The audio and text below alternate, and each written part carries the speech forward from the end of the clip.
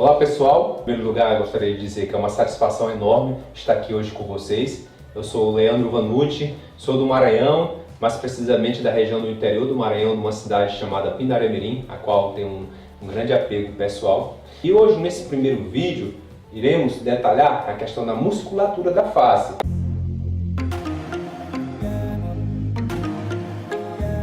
Nós temos o terço superior, né?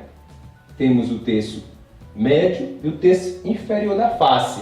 A face ela é dividida em terços: terço superior, terço médio e terço inferior. Aqui no terço inferior nós temos a famosa faia. A origem do músculo frontal é nessa região que ela está esbranquiçada, cápsula fibrosa chamada galha aponeurótica ou aponeurose. Essa cápsula fibrosa, se você pegar na sua cabeça e mexer assim, ó, ela vai ter uma certa mobilidade, né? A origem desse músculo é nessa galha aponeurótica. Falando do músculo frontal, volta a falar, ele tem a origem nessa região da galha aponeurótica. Até alguns anatomistas falam que ele pode ser só um músculo que ele é chamado também de occipito frontal, porque nessa região da nuca tem um músculo occipital. Alguns anatomistas têm esse músculo como músculo único, mas aqui nós vamos falar ele como somente o músculo frontal. Tem outras denominações também, como o epicrânio, mas aqui falaremos como músculo par, que é o músculo frontal. Se origina nessa região e se insere na região das sobrancelhas e na região da raiz nasal. Então, esse músculo, ele faz os movimentos quando a pessoa tem aquela expressão de susto, né? E esses movimentos repetidos, eles acabam fazendo as famosas fraturas cutâneas. A direção sempre é em relação à origem, né? Sempre direcionando para cima. E esses movimentos repetitivos acabam, às vezes, causando fraturas cutâneas. Que quem trabalha com a questão da toxina botulínica tem que estar atento também, porque esse músculo ele tem uma camada fina, assim como a camada que reveste ele da pele. E a pele ela se divide entre epiderme, a derme e a hipoderme. Então, se você trabalha com a questão de harmonização, eu posso deixar uma dica. Para você causar menos trauma no seu paciente, sempre trabalhe na região da pele para que depois a toxina vá se absorvendo. E sempre com quantidades pequenas e moderadas de toxina, porque há um tempo atrás acontecia muito, aquelas faces ficavam robotizadas, né? Ficavam totalmente paralisadas. E hoje quem trabalha com harmonização, não só com harmonização, mas também com a questão de lente de contato, quem trabalha com prótese. A estética ela tem que ter naturalidade, e ser individualizada para cada paciente. Quem trabalha de lente de contato sabe do que eu estou falando. E aqui na harmonização orofacial é da mesma forma. Se você trabalha com toxina, você tem que dar os tratamentos para que fique natural o aspecto da região frontal do seu paciente. Tem outro detalhe relacionado a isso, que é a cefaleia. Muitas pessoas falam, tem a toxina para tratamento de cefaleia. Só que eu quero deixar claro aqui, existe praticamente 14 tipos de cefaleias e vários subtipos. Ou seja, para mim, eu como cirurgião dentista não posso diagnosticar uma cefaleia. Eu tenho que encaminhar o meu paciente. Se ele chega com uma queixa, eu tenho que fazer toda uma avaliação para ver se está correlacionado com a questão da DTM, né? Encaminhar para um neurocirurgião, o neurologista, mais precisamente o neurologista, para ele avaliar se a questão é cefaleia. Se for cefaleia tensional, como funciona às vezes essa cefaleia tensional? Como eu falei ainda há pouco, esse músculo está ligado com a galha aponeurótica ao músculo occipital. Então, se o paciente ele tem um problema relacionado aos músculos, né, da costa, problemas de coluna, relação postural, isso às vezes acaba refletindo na tensão nessa região dos músculos frontais, que vai causar dores nessa região. Mas como eu quero deixar bem claro, você não pode diagnosticar uma cefaleia no paciente, você tem que encaminhá-lo para um neurologista, para que depois que estabelecer um diagnóstico, estabelecer um plano de tratamento, se for esse o caso de cefaleia tensional, beleza? Dando continuidade, nós temos aqui o músculo corrugador do supercílio, né? Nessa região aqui, ó, músculo corrugador do supercílio. Esse músculo corrugador do supercílio, ele é um músculo par também, que está nessa região. Quem trabalha com toxina também tem que ter o cuidado para evitar a pitose palpebral. Então você tem que saber a anatomia dessa região que tem esse músculo frontal, tem o músculo corrugador, Tem outro músculo aqui, que é o músculo próximo, que ele tem uma direção de movimento excêntrica, ele vai fazer essa movimentação e às vezes causa aquelas fraturas cutâneas nessa região. Então, tem que ter limites para aplicação, se você for trabalhar com a toxina nessa região. Tem que ter protocolos para você trabalhar e evitar que aconteça a pitose palpebral dessa região. Porque, por exemplo, o corrugador, ele está inserido aqui na região frontal, dos ossos frontais, a origem dele na região dos ossos frontais, e inserido na pele da sobrancelha. Então, se você aplicar toxina de maneira incorreta nessa região, vai causar pitose palpebral no seu paciente, porque aqui, nessa região, nós temos o músculo orbicular do olho, né? O famoso orbicular do olho. Claro que nós temos outros músculos, os músculos internos dos olhos responsáveis pela movimentação ocular. Aqui nós falaremos do músculo orbicular. Esse músculo orbicular, ele tem a direção de movimento excêntrica para permitir o fechamento dos olhos, né? O fechamento das pálpebras dos olhos. A ação repetitiva acaba às vezes causando as famosas fraturas cutâneas nessa região. Então, é um detalhe importante dessa região, que às vezes o paciente apresenta aquele famoso sulco nasojugal. É que relacionado à anatomia, apesar de nós termos a divisão às vezes clássica, né? Clássica de epiderme, derme, hipoderme, né? A famosa gordura subcutânea, depois a musculatura, né? Periósteo e osso, e os ossos propriamente dito. Na face tem áreas que são diferenciadas. Tem áreas que vai ter mais gordura subcutânea, outras que vão ter menos. E você tem que estar atento a esses detalhes para que você possa aplicar naquele tratamento que você está executando. E ter assim, um direcionamento e melhores resultados. Quando a gente fala dessa região dos olhos, um detalhe importante dessa região dos olhos, isso acontece muito quando a gente está, por exemplo, na cirurgia bucomaxilo, faz acesso cirúrgico, né, para poder reduzir e fixar fraturas nessa região infraorbitária, é que tem umas gorduras aqui, são 3 gorduras, as medial, a média e a lateral, mas são gorduras para proteger a região ocular. Mas no que se refere à pele e à musculatura, nós temos praticamente quase nada de gordura subcutânea, né? Principalmente nessa região do sulco nasojugal. Ou seja, que você que for trabalha com preenchimento, você tem que estar atento a isso. Você tem que estar atento à anatomia, porque, volto a repetir, essa região, a pele, ela é bem delgada e tem pouquíssima gordura. Se você não estiver atento, vai cometer alguns erros durante o seu procedimento. Então, tem que estar atento à anatomia, porque cada região ela tem uma anatomia diferenciada. Quando se fala, saímos um pouco da região dos olhos e vamos aqui para o nariz. No nariz, nós temos o famoso ângulo nasofrontal, né? Quem trabalha com a questão de cirurgia e planejamento ortognática sabe essa questão que eu falo de ângulo nasofrontal. Nós temos uma distância intercantal que tem que ser respeitada na avaliação, que se correlaciona com a base alar. Então a anatomia ela tem que ser aplicável, nesse caso a gente aplica ela para a cirurgia ortognática. Quando se fala do nariz, nós temos o músculo transverso do nariz e a porção alar do músculo nasal, que ela fica bem aqui nessa região, né?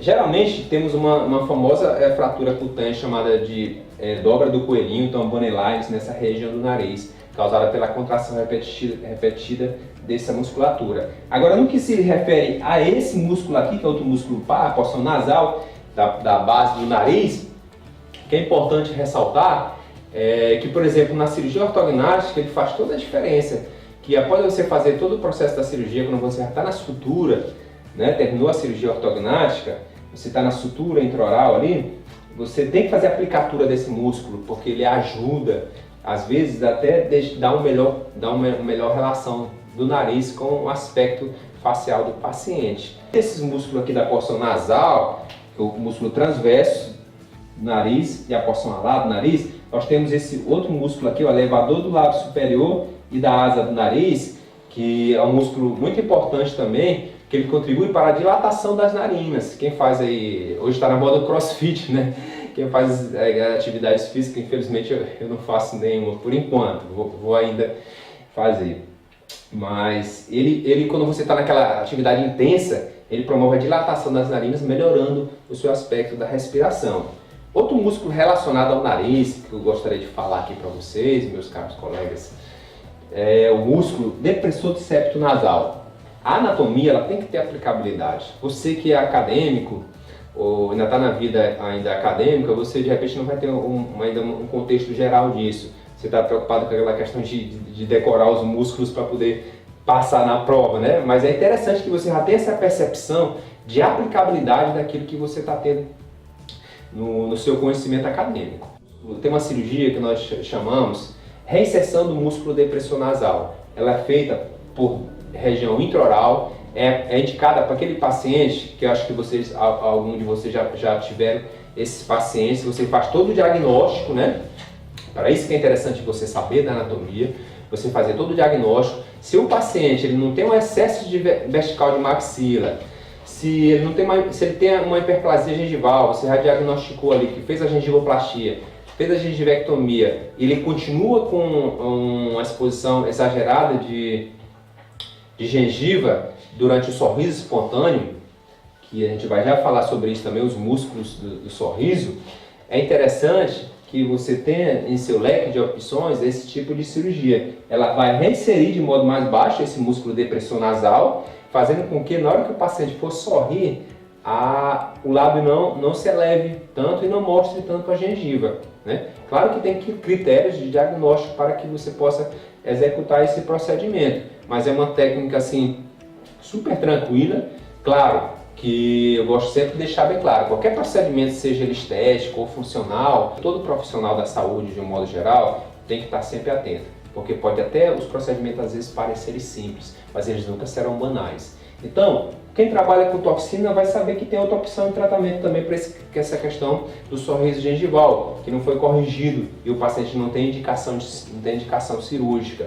Então, se você for trabalhar com toxina, você vai trabalhar em alguns músculos, principalmente o elevador da asa do lábio superior, da asa do nariz, e o elevador do lábio superior. O elevador do lábio superior, ele vai inserir na região infraorbitária, região óssea infraorbitária, se originar e vai se inserir na região da pele do lábio superior, fazendo esses movimentos superiores, elevando o lábio, né?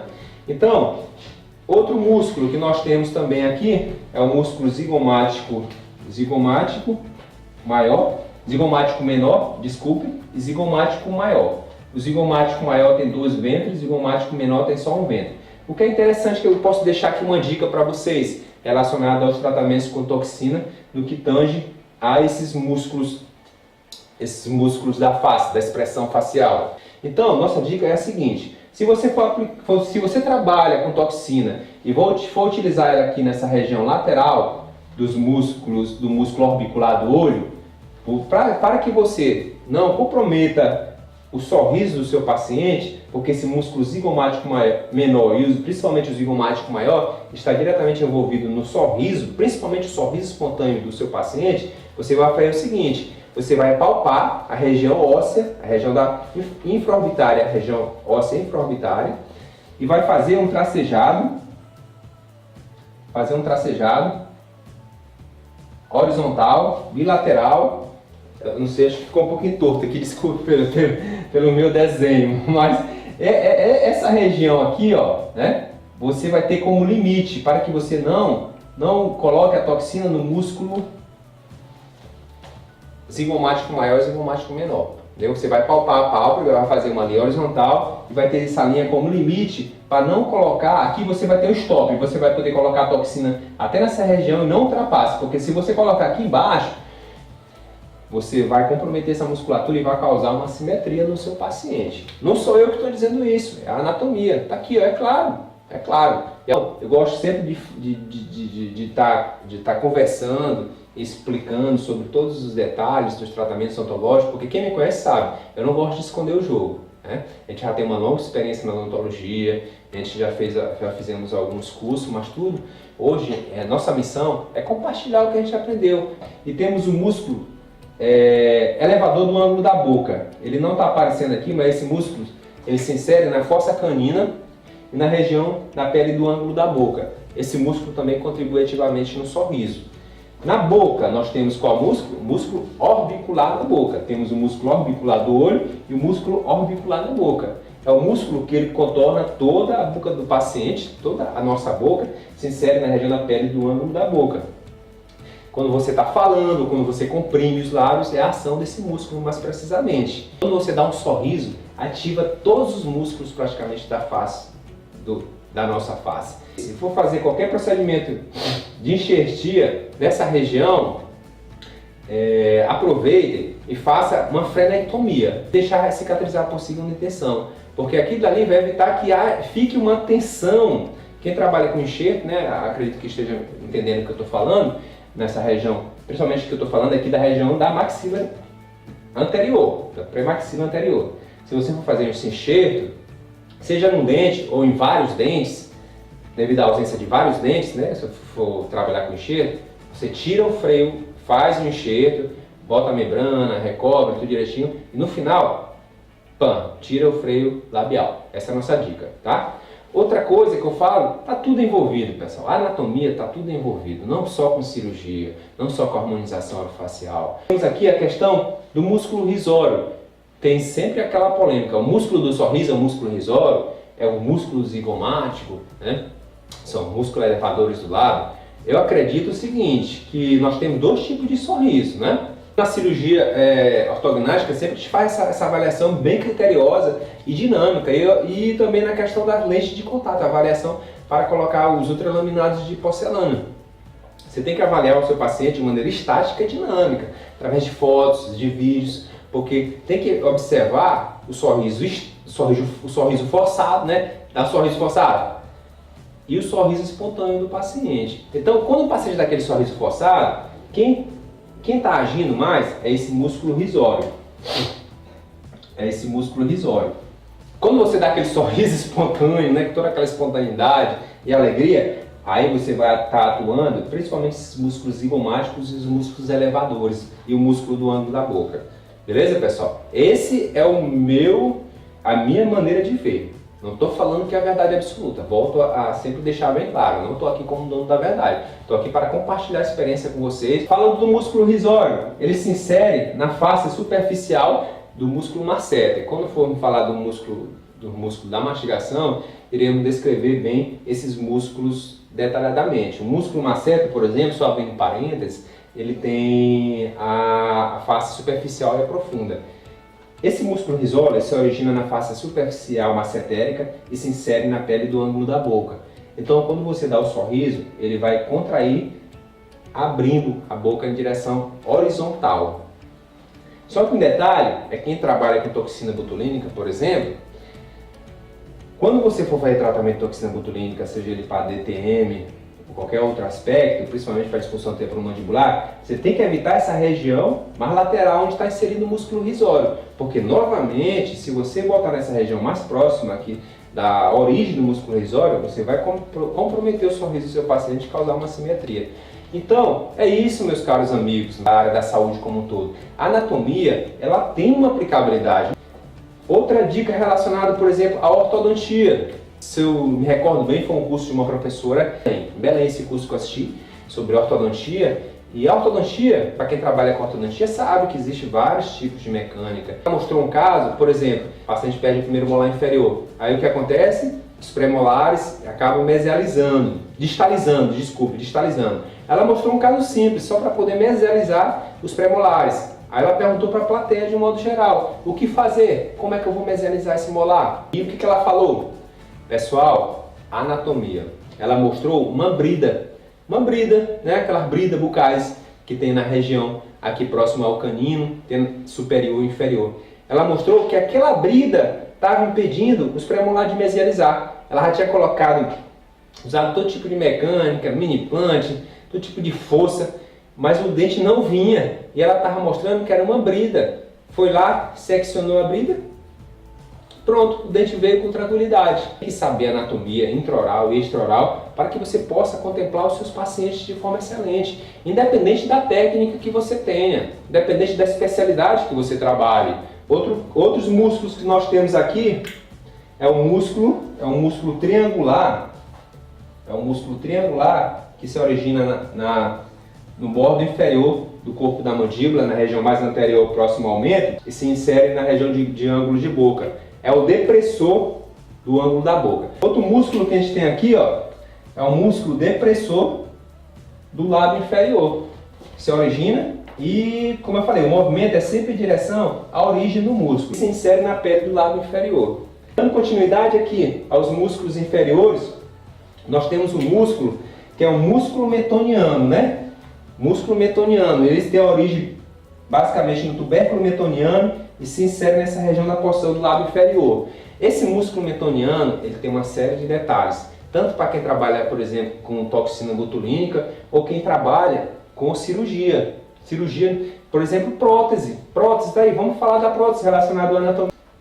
Quem trabalha com prótese sabe muito bem que tem um critério do famoso planejamento reverso. Independente do programa de computador, por assim dizer, que você trabalhe, se você trabalha com maneira de enceramento diagnóstico, a técnica que você for trabalhar, você sabe que o planejamento reverso, ele determina todo o tratamento. O implante, ele não tem razão, não tem significado de viver, digamos assim, tem significado de vida se não for possível colocar uma prótese no final do tratamento. Porque é isso que nossos pacientes buscam, são os dentes, né, as coroas dentárias. Então, se você for fazer uma prótese total inferior, a gente sabe, quem trabalha com prótese sabe disso, prótese total inferior nunca fica bem adaptada, sempre fica, porque o padrão de reabsorção inferior da mandíbula é diferente da reabsorção óssea superior.